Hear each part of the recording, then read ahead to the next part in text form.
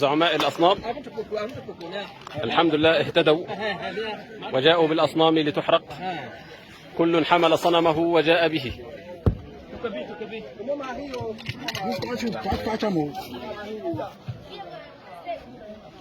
هذا أفضل يوم طلعت فيه الشمس على هذه القرية، حيث جمعوا أصنامهم.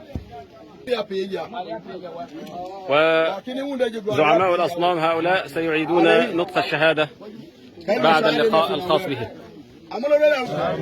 أشهد أن لا إله إلا الله وأشهد أن محمدا رسول الله.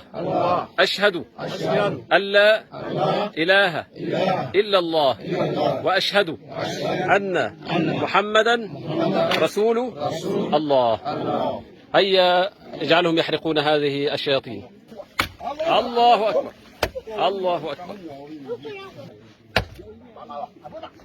قل جاء الحق وزهق الباطل إن الباطل كان زهوقا.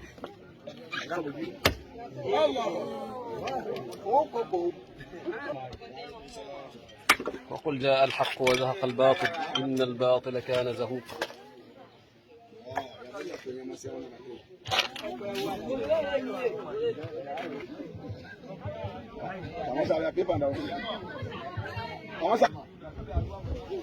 الله أكبر.